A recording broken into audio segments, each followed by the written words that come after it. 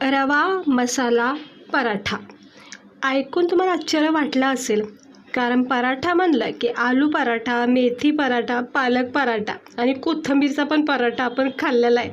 पण रव्यापासून होणारा हा पराठा तुम्ही कधी खाल्ला आहे का? नसेल खाल्ला तर नक्की आजचा व्हिडिओ बघा. इतका छान टेस्टी असा हा रव्यापासून पराठा तयार होतो. एकदम वेगळी रेसिपी आहे, खूप छान आहे. याला तुम्ही रवा मसाला रोटीसुद्धा बोलू शकता. टिफिनसाठी किंवा असं बटाट्याच्या भाजीसोबत काही स्वयंपाकाला सुचलं नाही ते पराठे बनवून खाऊ शकता. तर चला बघूया याला लागणारं साहित्य, बनवायची कृती. इकडे मी 1 वाटी बारीक रवा घेतला आहे. आता 1 वाटी बारीक रवा जर घेतला असेल तर तुम्ही इथे 1.25 वाटी गरम पाणी, म्हणजे इतकं गरम नाही उकळतं, थोडंसं कोमट पाहिजे पण गरम पाहिजे. हे बघा मी इकडे 1 फुल वाटी असं गरम पाणी याच्यामध्ये ओतून घेतलं आहे रव्यामध्ये. याने काय होतं, रवा छान फुलला जातो आणि नरम सॉफ्ट पडतो. त्यानंतर आपण याच्यामध्ये टाकायचं 1 मोठा बटाटा कुस्करून टाकायचा. आता हे गरम पाण्यामध्ये रवा एकदम छान भिजून निघला आहे.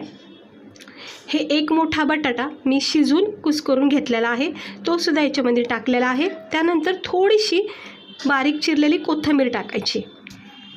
तर इकडे बघू शकता मी इथं कोथिंबीर टाकली. त्यानंतर चवीनुसार मीठ टाकायचे, काही मसाले टाकायचे रोजच्या वापरण्यातले. त्याच्यामध्ये आहे सुरुवातीला थोडासा गरम मसाला, थोडासा लाल मसाला पावडर टाकायचं, थोडा धना पावडर टाकायचं आणि थोडीशी चिमूटभर हळद टाकायची. बघू शकता हे आपले रोजचे मसाले आहेत. आणि हे सगळं मग एकजीव करून घ्यायचं. चिमूटभर मी इथे जिरेसुद्धा टाकले, तुम्ही तीळ टाकू शकता. तर आता हे सगळे मसाले बटाट्यासोबत मिक्स करून घ्यायचं रव्यामध्ये. आता रवा कसा गरम पाण्याने छानपैकी फुलला आहे आणि नरम सॉफ्ट झाला आहे, त्यामुळं बटाट्यासोबत हा लगेच पॅक होतो, मळला जातो. हे बघा हलक्या हाताने हा सगळा एकजीव करून घ्यायचं.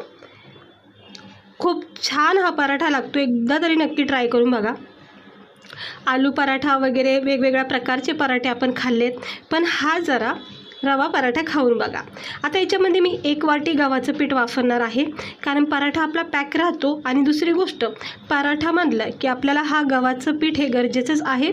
त्यामुळं मी 1 वाटी इथं गव्हाचं पीठ जसं लागेल तसं टाकते, म्हणजे जोपर्यंत हा बॅटर घट्ट होत नाही, अगदी चपाती लाटायसारखं. हे बघा सगळा रवा बटाटा सगळं मिक्स कसं झालं आहे छानपैकी. आणि परत थोडं असं गव्हाचं पीठ टाकत राहायचं. जर बॅटर पातळ वाटत असेल तर मग हे सुक्कं पीठ असं टाकत राहायचं थोडं. आणि मग छानपैकी याचं असं पीठ मळलं जातं. स्वच्छ हात धुवून, जर हाताला चिटकत असेल तर स्वच्छ हात धुवायचा आणि त्यानंतर थोडंसं तेल लावून मग हे असं पीठ मळलं जातं. बघा नरम सॉफ्ट हे पीठ तयार झाले.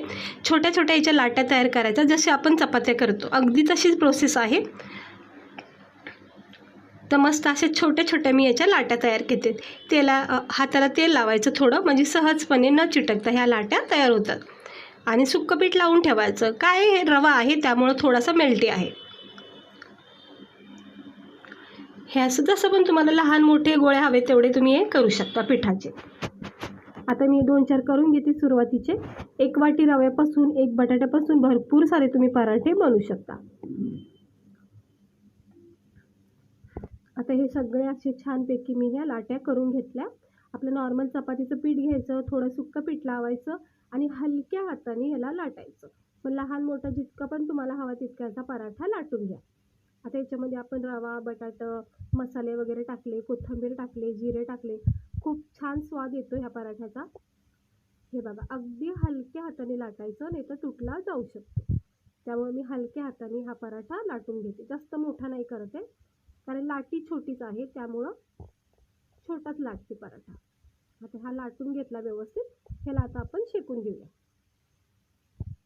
तर तवा चांगला तापलेला आहे, याच्यावर हलक्या हाताने टाकायचा. तेल तूप जे पण तुम्हाला आवडेल ते पराठ्याला दोन्ही बाजून लावून चांगलं डाग पडेपर्यंत याला भाजून घ्या. तर इकडे मी नॉर्मल आपलं तेल लावते आणि गॅस आधीमध्ये तुम्ही थोडंसं वाढू शकता. तर मी सध्या स्लो गॅस ठेवलेला आहे तेल लावेपर्यंत, आणि मग मध्ये थोडासा वाढवायचा. दोन्ही बाजूनी असं छानपैकी तूप किंवा तेल लावायचं. तूप लावून तर अजून छान टेस्ट येईल पराठ्याला. आणि दुसरा पराठा लाटून ठेवायचा. तर बघू शकता किती सुंदर असा रंग आलेला आहे पराठ्याला. आणि दोन्ही बाजूनी असं तेल तूप लावून घ्यायचं. आणि याच्यावर जोपर्यंत असे ब्राऊन डाग नाही येत ना, म्हणजे चांगल्या प्रकारे भाजला नाही जात, तोपर्यंत त्याला भाजून घ्यायचं. हे बघा कसे याच्यावर डाग पडलेले आहेत. हे असे डागे पडेपर्यंत म्हणजे ब्राऊन स्पॉट पडेपर्यंत भाजायचा. नरम लुसलुशीत हा खरपूस भाजून घेतलेला आहे. तर त्याला काढून घेते. दुसरा पराठा लाटून घेतला आहे, तो सुद्धा आता लगेच टाकून घेऊया. आता मी दुसरा पराठा जो लाटून घेतला आहे तो असा लगेच टाकून घ्यायचं. असे एक पराठा शेकेपर्यंत दुसरा पराठा लाटून घ्यायचा. आणि हा पराठा ना लाटता वेळेस फक्त हलका हात ठेवा बस. परत एकदा असं दोन्ही बाजूनी भाजून घ्या. शक्यतो तुम्ही तूपच लावा, कारण तुपाने खूप छान चव येते पराठ्याला.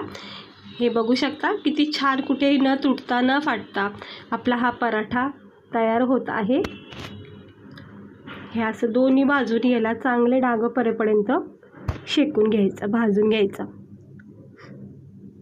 असं कडक झाला की काढून घ्यायचं.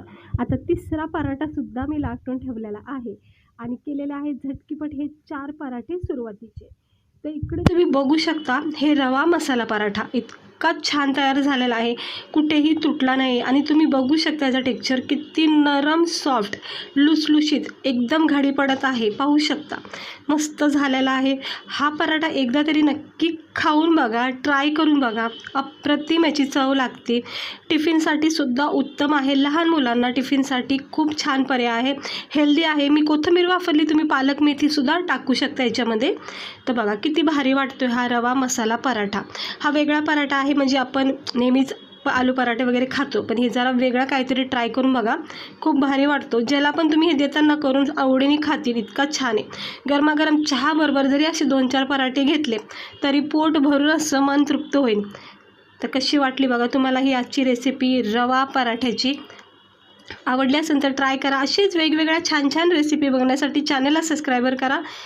हे बघा किती छान याची घडी पडती, मस्त असं भाजून निघलेला आहे. थंडगार दहीसोबत किंवा केचपसोबत, गरमागरम चहासोबत, बटाट्याच्या भाजीसोबत वेगवेगळ्या आवडीनुसार तुम्ही हे खाऊ शकता. तर बघा कशी वाटली तुम्हाला रेसिपी.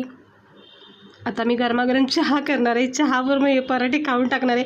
तुम्ही पण या सगळे खायला आणि असे नक्की एकदा ट्राय करून बघा. जरा वेगळं काहीतरी आपलं करून बघायचं आणि खाऊन बघायचं. आवडलं की आपण परत परत करू शकतो. तर तुम्ही करून बघा, खरंच तुम्ही आवडीने खातान, इतके छान लागतात. याचा स्वाद खूप मस्त येतो नॉर्मल पराठ्यापेक्षा. चला भेटते मी तुम्हाला पुढच्या व्हिडिओमध्ये. व्हिडिओ आवडला असेल तर लाईक करा.